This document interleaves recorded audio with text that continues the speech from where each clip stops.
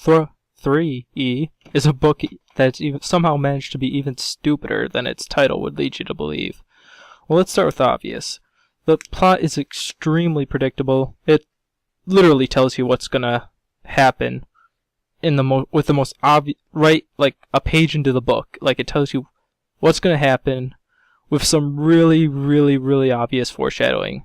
In fact, the only thing I can think of that might be anywhere close to as obvious is... Okay, fine. You either die a hero, or you live long enough to see yourself become the villain. Which might be forgivable if Decker had any writing talent whatsoever. But guess what? He doesn't. The characters are boring cutouts. His writing style is lazy and doesn't give enough detail to be truly immersive. The entire thing is penned with really a 5th grader's vocabulary. He doesn't really use all that many complicated words. The plot is hardly even worth mentioning, too, to be honest. It's essentially nonsense, but... So here's basically what it is. The story actually wants you to believe that after surviving an attack by a known serial killer, the Riddle Killer, that our hero, Kevin, his car is blown up by this guy because he got threatened by him. He got called, and the Riddle Killer said, if you don't solve this riddle in 3 minutes, I'm going to blow up your car. And he didn't. And he managed to get out of the car before it blew up. And it blew up. So after that happens, alright, the police, take him in to talk to him, to ask him, standard stuff, like, do you know why someone would want to kill you, blah, blah, blah. So after that, he's attacked by a known serial killer, they just send him home. With no police protection at all. They just send him home. What the fuck? But seriously? We're supposed to buy that the police would just send someone home after someone blew up their fucking car? Like, they wouldn't, be at all worried that they'd try again? And then, our other hero, God, I don't even remember her name, Jennifer. She's FBI, and when she comes there and finds out that the police did this stupid-ass thing, just sending him home, her only thought is, wow, that was a slight oversight. What? You're professional FBI and you think that's a slight oversight? Really? Whatever. And that's probably the biggest problem with the entire story, is that the police and the FBI just continue to stun and amaze you with how completely and utterly incompetent they are. It just, throughout the entire book, it's amazing. So, there's another part where the FBI actually goes so far as to tell our hero Kevin to just go along with the Riddle Killer's demands, because the Riddle Killer, the Riddle Killer keeps calling him and making more riddles and saying, if you don't solve it, I'm gonna blow something up, and you have to figure out the riddle to help me out. And if you have the police come in, then I'm just gonna kill you. And the FBI tells him, you know what, go along with it. Do whatever he wants. We'll keep the cops out or whatever. What? Seriously? Since when has it been a part of, FBI policy to go along with serial killers? To do what they say? I can't believe that. I don't know. Maybe, I can't see it happening.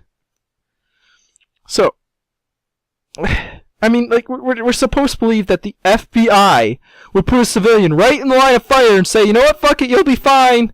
You'll be fine. Just go along with what he says. It just drives me absolutely apeshit.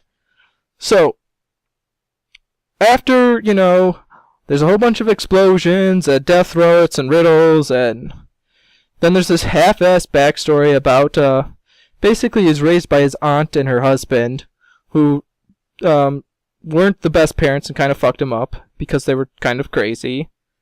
And you might actually care about that if Kevin was actually an interesting character who did, all he does throughout the entire book is cry and whine and just moan, and he's just not interesting.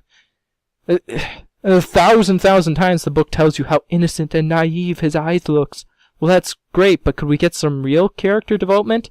Like, I don't give a shit about how naive he looks. I want to actually see some character development.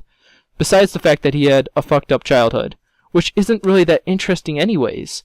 You can do a backstory and have it be interesting, but it's just kind of half-assed and kind of crammed in there at points. You just kind of hear about how his parents were kind of weird. So, there's that. And basically at the very end, Kevin finds out where the Riddle Killer is, and goes to confront him, which is just a genius idea. And surprise! Kevin is the serial killer. It was him all along. And like I said, this is supposed to be kind of shocking, I guess, but it just feels like something that's been done a million times, and that was so amazingly shoved down your throat with foreshadowing right at the beginning, that it falls really flat, because the whole book you're just waiting for it to get to this point where you know he's gonna be like, oh my gosh, it's been me all along. There's also, he has this childhood friend who's also, she's not FBI, but she's some sort of police force or something, I guess, and she's been helping him out, try to do this thing, and she's from his past, and so is Slater. They're both, Slater was this creep who was trying to, kind of stalking on the girl, and the girl was kind of this girl who helped him get away from his creepy parents, and I can't even remember her name, honestly. That's how boring the characters are here. But she, basically neither of them are real. They're both figments of his imagination. And, the Riddle Killer is supposed to be, he's supposed to represent evil. And the girl is supposed to be good. Which is, first off, I don't know if, split personalities actually work like that. You actually make two fully fledged, complete, utter identities besides your own. That wouldn't have shown up at some point. No one would have noticed that maybe he has this problem or anything. I have a hard time believing that no one would notice this, especially not himself, or that someone's even capable of being that fucked up. I know that you can be psychologically hurt or whatever. I'm not attesting that. I know there are disorders like that, but I don't think that multiple personality disorder goes to that extent, where you have several fully fledged identities. I'm pretty sure it doesn't. It's not that. I don't think there's ever been anything like that, to be honest. But whatever. So let's just put aside how unbelievable this really shitty, anticlimactic, predictable reveal is at the end, and move on. So at the very end, he gets past his demons, and the FBI finds him, and they're like, oh, it's been you the entire time, and blah blah blah, and they get him some mental help, and there's a last chapter at the very end where they just say, Kevin's all better now. It hasn't even been, it's just been a couple days.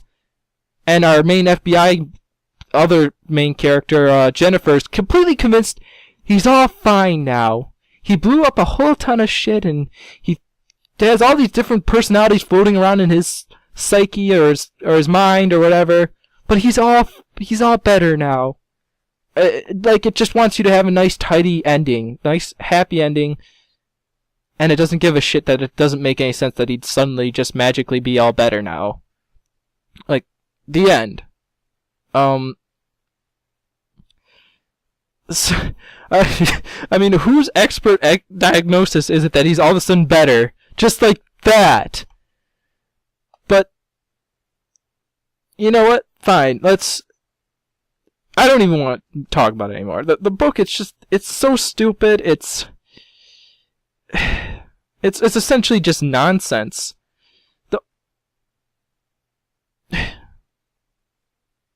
I don't know. I don't know why I was even able to finish this.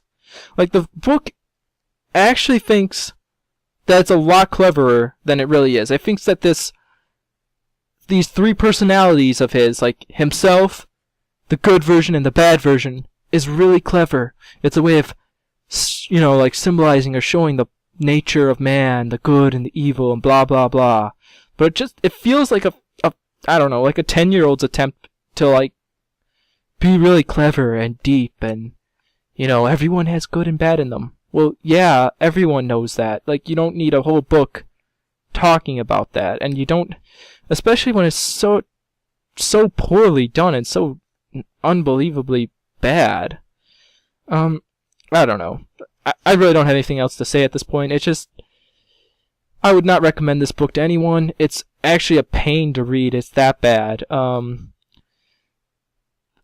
The only good thing I could possibly say about it is that I actually managed to finish it, which I don't normally manage to do when I dislike a book. But that might be just because it's so short. So, final verdict, I'd give it a 3 out of 10. Not worth the time at all, really.